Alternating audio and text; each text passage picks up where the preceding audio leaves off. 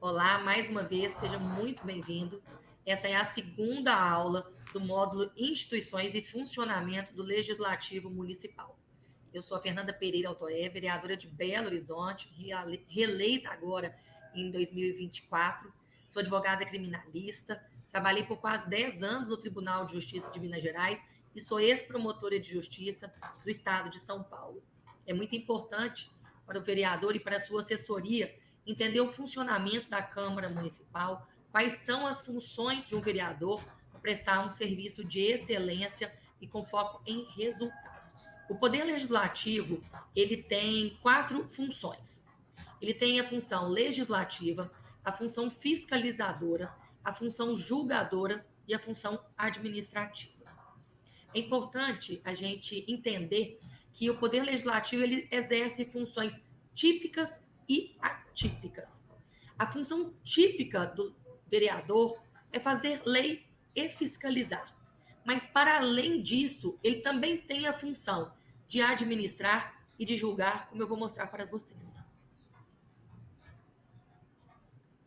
Dentro do sistema de freios e contrapesos, como eu comentei com vocês na última aula, da importância de ter mais de um poder, um para julgar, um para legislar e um para administrar, nós temos uma situação onde um poder está sempre em vigilância do outro, para que a democracia e a república funcionem de forma correta. Isso se chama freios e contrapesos. É um poder fiscalizando e vigiando a atuação do outro. Quando a gente fala em funções típicas do vereador, a primeira delas é a função legislativa. É criar, discutir e aprovar leis, é fazer a renovação do ordenamento jurídico, é fazer a adequação das leis municipais às leis estaduais e federais, ou, na minha opinião, o que é mais importante nos dias de hoje é a gente enxugar o ordenamento jurídico e revogar leis que são inúteis e não se aplicam mais. A função legislativa ela é muito importante. E o vereador precisa saber o que cabe a ele como prerrogativa para fazer leis. O vereador não pode sair legislando sobre qualquer assunto. Então, é muito importante vocês terem em mente e fazerem a leitura do artigo 22 da Constituição Federal. Todas as matérias que estão descritas no artigo 22 da Constituição Federal são de competência privativa da União. Só o Congresso Nacional, só a Câmara dos Deputados e o Senado Federal podem legislar sobre esses assuntos. No artigo 72 da Constituição Federal, nós vamos ter a competência legislativa dos estados, é a chamada competência residual. Tudo aquilo que não estiver descrito no artigo 22, as assembleias legislativas, ou seja, os deputados estaduais, podem legislar sobre o assunto. Mas e aí, Fernanda? Sobra o que para o vereador? Para o vereador, sobra apenas os assuntos de interesse local. O que não estiver no artigo 22 da Constituição Federal e nem no artigo 72 da Constituição Federal, cabe ao vereador legislar uma observação. Alguns assuntos são de competência do prefeito. Ele é que tem a iniciativa de apresentar esse tipo de lei. Uma função típica que nós não podemos ignorar, que é extremamente importante, é a função fiscalizadora. É o que eu falei com vocês na aula passada. A atividade de fiscalizar é muito importante para o vereador.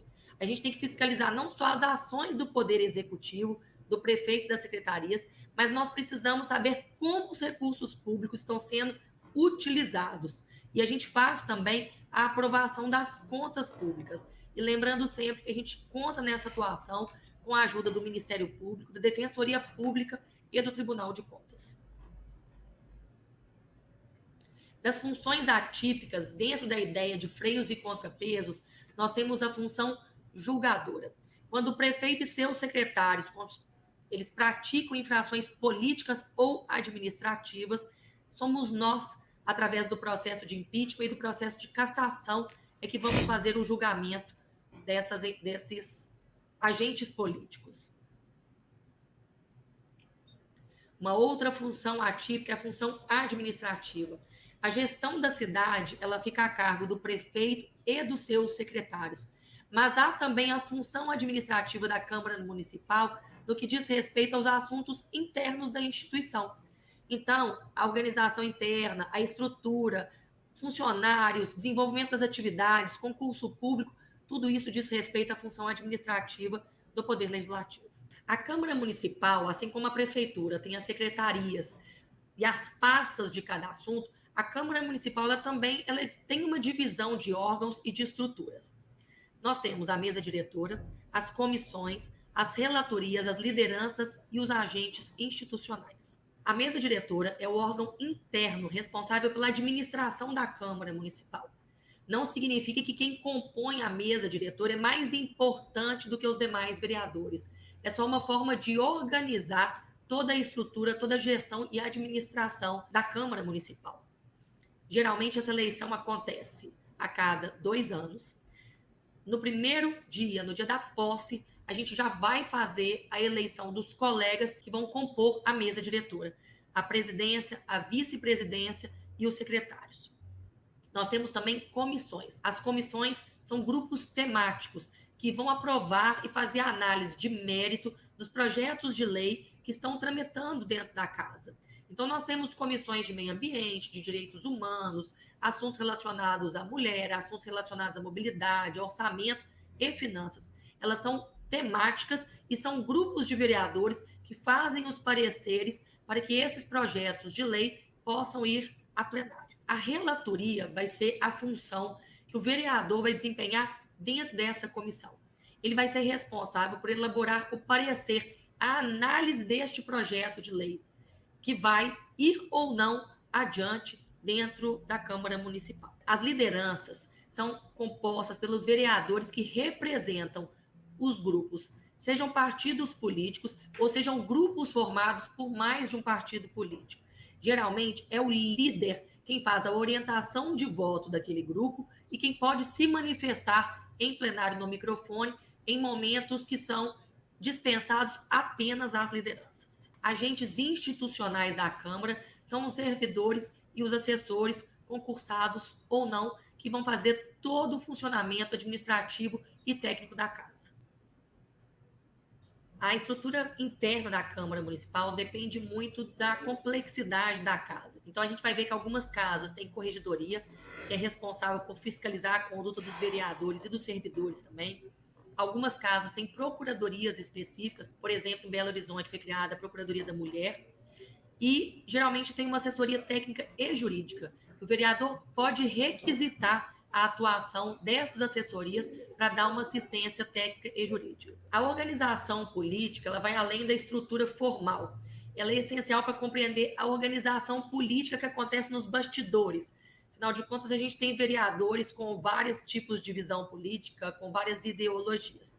Então, o próprio nome fala por si. Tem a base do governo, que é aquela que geralmente é orientada para estar junto com o executivo. Tem a oposição, que é o grupo que faz frente à atuação do executivo. E tem os independentes, que é muito o perfil dos vereadores da bancada do Novo.